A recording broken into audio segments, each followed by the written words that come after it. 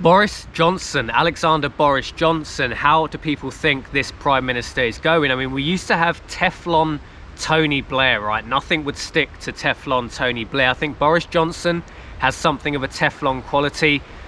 When you look at why Boris Johnson was elected Prime Minister in the last general election, you know, a lot of it relied on this northern working voter who lended their vote to the Conservatives, to their local Conservative MP, and thus Boris Johnson.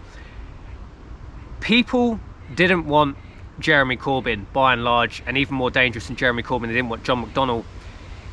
They didn't want that. They wanted the alternative. They chose this Eton-educated, tough Boris Johnson, who I think many people thought would be a traditional Conservative, right? Okay, we don't want the radical communist Corbyn, John McDonnell, so let's choose this. Let's choose the better alternative. Although, how is that panning out? When you look at everything that is happening around the world, specifically what is said, you have to be very careful about the language people use in this day and age. One of the things Boris Johnson says a lot, he had a press conference yesterday, you know, like one of these summits to rally support for the Conservatives, which does seem to be rapidly diminishing away. I think people are starting to wake up that Boris Johnson isn't the person that we were led to believe. Well, I've read quite a lot of Boris Johnson. You know, Boris Johnson, long-term journalist, read quite a lot of his articles when he was when he was editor of the Spectator magazine. It's all out there. It's all out there, you know, in the public domain. We know what Boris Johnson really is about. He's not traditional Conservative. He's not small government. Look at everything that's happened in the last 6-8 months. Do you think Boris Johnson is sitting there at 10 Downing Street right now, racking his brains, thinking, how can I boost individualism? How can I boost small businesses? How can I keep government small and keep the free market flowing? He's not doing that. He believes in central planning. He believes government is good. He believes the expansion of the government state. He's not individualism. He's not a small c Conservative. Conservative in name only, right? He's big government. There's not that much difference between the majority of Labour MPs and the majority of Conservative MPs, and we'll include Boris Johnson in that. When you look at the language Boris Johnson used, yesterday he had this conference. I don't watch it because I'm just not interested now in watching. I'm not interested in the micro moves. Look at the macro picture. The macro picture is all that's important. What they say they're going to do really is just going to be a lie. It doesn't really matter what they say they're going to do. Look at the macro, look at the moves that are being made behind the scenes. Anyway, Boris Johnson in this press conference summit yesterday, what did he have behind him on the press conference wall, on the screen? They always stand in front of, what did it say? Build back better. Why did it say that? Why did it have those specific words? Is that due to the COVID situation? Is that due to the economy? No, because build back better is a globalist phrase, right? Who else uses this phrase?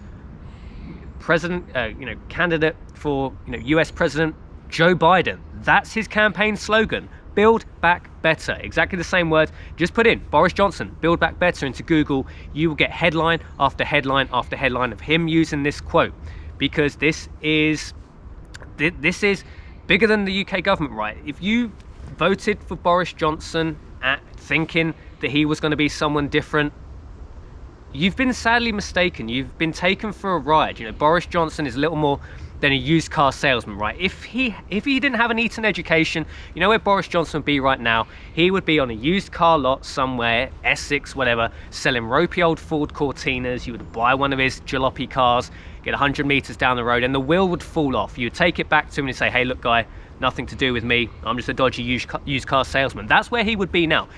He can sell, sand to the Arabs, ice to the Eskimos, right? He's a very good talker. He's very good. He's a showman, right? That's what the Conservatives needed. That, support for Theresa May, David Cameron, it was in the pan, right? People were just sick of the Tories, and, we were ready for a swing to something different. Boris Johnson stepped in. He's the showman. He's the circus man. He's got the gift of the gab. If he hadn't gone to Eton, he would be the used car salesman, right? Sell anything, sell a ropey old Cortina to someone that doesn't need a ropey old Cortina. That's where he would be. He came in, he was a pressure relief valve. People were sick of the, say one thing, do another Tories. But that's exactly where we are now. Just look at the language he uses. He uses the language of the UN, of Emmanuel Macron, Justin Trudeau, all these kind of big global power, centralized. They want UN takeover, pro-EU language. Why does he use the language of all the people that are pro-EU, pro-big state, the NGOs? Why does he use that language? Boris Johnson is not Donald Trump. Donald Trump is to somewhat extent is probably trying to fight against the system. You can draw the argument both ways. You can draw the argument that Donald Trump is also just a globalist, but at least he doesn't use the language, right? At least he's playing the game. He's refusing to use the language, the Build Back Better, UN, pro-EU, globalist language. Boris Johnson has surrendered on that. He's little more than a showman. I think over the next year or so, I think support will probably continue to decline. It really depends what happens on Brexit. We will find out the true intentions of Boris Johnson in the coming weeks, probably in the next 2 to 4 weeks. What happens with Brexit? If we're sold out on that one, if he's just been pro multinational large corporation over COVID, which has already happened. Look at the, if you're SME business, you are screwed at this point. You're probably illiquid. Your business probably only has 12 to 18 months left before it goes under, sadly, just with everything. He doesn't care about SME, he doesn't care about small businesses, he doesn't care about the working man. He's in bed with the people like Macron, like Trudeau, like the people at the UN, like the one world, one government, centralized power. It's organizations like the UN. That's what Boris Johnson's about. We'll see what happens with the EU. I could potentially soften my opinion of Boris Johnson if something significant happens. They just pull the trigger on a no-deal Brexit. But hey, screw you guys. It's been 4 years now. It's been tens of billions of pounds wealth transfer from the UK to the EU. We're not doing it anymore. We're just pulling the trigger on a no-deal Brexit. If that happens, which I don't think it will do, I don't think Boris Johnson's ever been about that. He has been a very good person for pro-EU elements, for pro-globalist elements, in just tying the UK to the EU. But we'll see what happens with that. That'll be an intro. That will be the litmus test for Boris Johnson as a strong leader, in my opinion. So we'll see what happens with that over the next 2 to 4 weeks. But be worried. He uses the language of... Why would you use the language of Joe Biden, right? He's not even a Republican. He's a Democrat. And only a Democrat... I mean, he's not particularly radical, but he's weak, right? He won't call out, people arsonists, people murdering people. And he refuses to call that kind of stuff out. Why would you align yourself using exactly the same slogan as the Democrat, presidential candidate in America? It doesn't really make much sense unless you are of the opinion that Boris Johnson isn't really about pro-UK, pro-small c conservative agenda. That's really not what he's about. That's the only logical conclusion that I can deduce from Boris Johnson using over and over again the same campaign slogan as Joe Biden. That would be... Put in the comments if you can see a different reason why he would use the same campaign slogan as the UN, as Joe Biden. It doesn't really make much sense to me.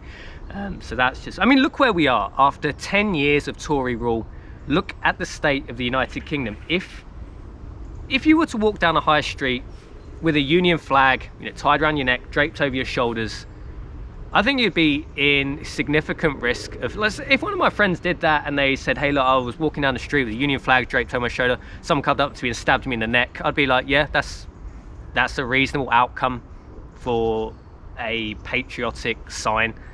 I mean, if someone walked down the street with a hammer and sickle flag, no one would say anything. That's the state. That's the state after 10 years of conservative rule in the UK, where we are now. You can be pro-communist. You can walk down with a Che Guevara t-shirt on, a hammer and sickle flag around your neck. No one will say anything to you. If you wore a St. George's t-shirt and a Union flag around your neck, that would be a very silly thing to do in most towns across the United Kingdom. I wouldn't do that in my town. I mean, that's a cheesy thing to do anyway, right? I wouldn't do that anyway, but I would support anybody's right to wave a Union flag if they want to, but you are putting yourself in significant danger. That's where we are after 10 years of Tory rule. They're not the patriotic people they were voted in for. We'll see what happens over the Brexit thing anyway, guys. Just out in the woods trying to absorb some of the wisdom that the woods can give you. Out here, away from the news, you can kind of clear your thoughts and realize Boris Johnson probably isn't the person that many people voted for. I think that's going to come to a head sooner rather than later. Anyway, thanks for watching this video, guys. As always, gold is the real money. Everything else is just credit, and I'll see you in the next video.